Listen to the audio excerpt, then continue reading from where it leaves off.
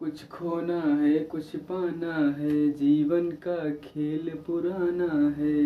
जब तक ये सांस चलेगी यारा बस ये चलते जाना है। कुछ खोना है कुछ पाना है, कभी सुखों का मेला कभी है अकेला और जीवन हो। Welcome back to JK officer sir YouTube channel मेरे प्यारे बच्चों एवं साथियों। तो आइए चलिए हम बात करते हैं चैप्टर 10 के आज लास्ट टॉपिक है, ठीक है ना। तो बने रहिए। रिस्पिरेशन आप वहाँ पे देख ही रहे हैं। 10.6 ब्रीथिंग अंडर वाटर। अब वाटर के अंदर कैसे ब्रीथिंग होता है, ठीक है ना। ठीक है, जैसे यहाँ देखिए आप, can we breathe and survive in water. क्या हम पानी के अंदर सांस ले सकते हैं या सरवाइव कर सकते हैं। तो यस, देखिए there are many organisms which live in water. बहुत से ऐसे ऑर्गेनिज्म हैं, जीव हैं जो कि वो पानी के अंदर सरवाइव कर लेते हैं, ठीक है ना। व्हिच ऑर्गेनिज्म इन वाटर क्या है, मेनी ऑर्गेनिज्म व्हिच लिव, जो कि बहुत से ऐसे जो क्या हैं ऑर्गेनिज्म हैं जो कि पानी के अंदर रह लेते हैं, जीवित हैं। How do they breathe under water. वो पानी के अंदर कैसे श्वसन करते हैं मेरे प्यारे बच्चों, समझ रहे हैं। चलिए, you have studied in class 6 that gills in fish help them to use oxygen dissolve in water. देखिए आपने क्लास 6 में, देखिए आप क्लास 6 में पढ़ चुके हैं। गिल्स क्या करता है, गिल्स इन फिश, फिश में जो गिल्स होता है, जो गलफड़ा होता है, पानी में मिले हुए ऑक्सीजन का प्रयोग करके अपना वो क्या करता है, ऑक्सीजन लेता है, ठीक है। To use oxygen dissolve in water, जो पानी में घुला रहता है, ऑक्सीजन क्या रहता है, ऑक्सीजन जो पानी में डिजॉल्व रहता है, घुला रहता है, उससे गिल्स के माध्यम से सांस लेते हैं, ठीक है ना। आप जानते हैं, as far you know that fish breathe through gills, ठीक है ना। अब यहाँ देखिए, gills are projection of the skin. और जो गिल्स है वो क्या होते हैं, जो गलफड़े होते हैं इनके, जैसा कि यहाँ पे ये आपको दिखाई दे रहा है, ठीक है ना। इसके जो क्या है, ये गिल्स हैं। तो गिल्स के जो ये प्रोजेक्शन, ये क्या जो है, ये क्या निकले हुए हैं, ये क्या है, ये यही प्रोजेक्शन होते हैं इसके, जो है ये बाहर निकले होते हैं, वो गिल्स ही होता है। इसके जो है वो बाहर निकला होता है, वो क्या होता है, प्रोजेक्शन होता है, ठीक है ना। यू में wonder how gills help in breathing. आपको यह जान के आश्चर्य होगा, ठीक है ना, कि मछलियां सांस कैसे लेती हैं, यानी कि फिश सांस के लिए मतलब कि कैसे लेते हैं, ठीक है ना। गिल्स के माध्यम से सांस कैसे लेते हैं, ब्रीथिंग कैसे करते हैं। Gills are well supplied with blood vessel. और जो गिल्स है, गिल्स के माध्यम से क्या होता है, well supplied with blood vessel, blood vessel तक जाता है भैया, तो मतलब ब्लड वेजल में जाता है। किसके माध्यम से, गिल्स के माध्यम से। जो लोग ब्रीथ करते हैं वो ब्लड वेजल में जाता है मेरे प्यारे बच्चों, ठीक है ना। अब देखिए क्या करता है, blood vessel for exchange of gas. और वहीं से क्या होता है, गैस का एक्सचेंज होता है, यानी कि वो अदला बदली करते हैं। जैसे CO2 मतलब कि का CO2 को आउट किए, ठीक है ना, एक्सहेल किए, और O2 को इनहेल किए, ठीक है ना। चलिए बहुत बढ़िया। 10.72 प्लांट्स आल्सो रिस्पायर।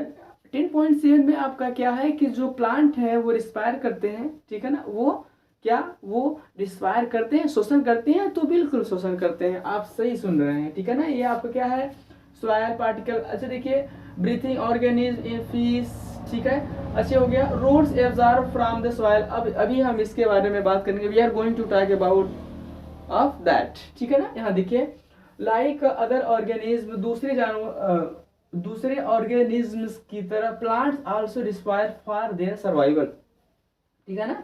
रिस्पायर यानी कि दूसरे जीव की तरह भी जो पौधे होते हैं वो भी रिस्पायर करते हैं मेरे प्यारे बच्चों, वो भी शोषण करते हैं। Also as you have learned in class 6, ठीक है ना, आप क्लास 6 में पढ़ चुके हैं। They also take in oxygen from the air and give out oxygen. अच्छा सर, एक कंफ्यूजन आ गया है ना, कि ये बताइए सर, जो पौधे होते हैं वो तो ऑक्सीजन देते हैं, कार्बन डाइऑक्साइड लेते हैं। हाँ, ये सही बात है। वो कब करते हैं, ये फोटोसिंथेसिस के ये फोटोसिंथेसिस के समय करते हैं, ठीक है ना, प्रकाश संश्लेषण के समय वो क्या करते हैं, उसकी प्रक्रिया में जो है वो CO2 को लेते हैं और बदले में ऑक्सीजन देते हैं। लेकिन वो अपने सर्वाइवल के लिए क्या करते हैं कि वो ऑक्सीजन लेते हैं अपने जीवित रहने के लिए, फॉर सर्वाइवल, ठीक है ना। अब यहाँ देखिए, in the cell oxygen is used to break down glucose into carbon dioxide and water as in other organism. दूसरे जानवर की तरह, ठीक है ना, सॉरी, दूसरे ऑर्गेनिज्म यानी दूसरे जीवों की तरह भी क्या करता है, जो प्लांट होते हैं ऑक्सीजन की सहायता से, जो पौधे होते हैं या प्लांट जो होते हैं वो ऑक्सीजन की सहायता से उन जो उनके जो सेल होते हैं, सेल में भी क्या होता है, ग्लूकोज, उसको तोड़ते हैं। तो जब वो ब्रेक डाउन होता है वो किसमें होता है, वाटर और कार्बन डाइऑक्साइड में क्या हो जाता है, टूट जाता है। कौन तोड़ता है, तोड़ने वाला कौन है, ऑक्सीजन ग्लूकोज में जो सेल में जो ग्लूकोज है उसको तोड़ता है और उसी से क्या करते हैं लोग, एनर्जी लेते हैं, ठीक है ना। अब देखिए, in plants each part can independently take in oxygen from the air and give out carbon dioxide. अब ये क्या करते हैं, ईच पार्ट कैन, यानी कि जो पौधे हैं वो उनके प्रत्येक भाग, यानी कि जैसे मतलब कि जानवरों में या मतलब कि हम सब में, ह्यूमन बीइंग में क्या होता है और अदर ऑर्गेनिज्म में क्या होता है, वो केवल नॉस्ट्रल से या और फिर मतलब इसके थ्रोट वगैरह से वो रिस्पिरेशन करते हैं। तो इसमें ऐसा नहीं है, प्लांट में क्या होता है, हर एक पार्ट में। ये क्या कर रहा है, आप एज आर यू सीइंग, देखिए, इस पार्ट ऑफ कैन इंडिपेंडेंटली क्या करते हैं, इसके जो हर भाग होते हैं वो इंडिपेंडेंट होते हैं, नहीं कि स्वतंत्र, मतलब कि क्या होते हैं, इंडिपेंडेंट होते हैं, टेक इन ऑक्सीजन, ऑक्सीजन को लेने के लिए इनके हर भाग क्या करते हैं, ऑक्सीजन को लेते हैं, ठीक है ना। Take in oxygen from the air, air से ऑक्सीजन को लेते हैं, and give out carbon dioxide, और ये क्या करते हैं, कार्बन डाइऑक्साइड को आउट करते हैं, ठीक है ना।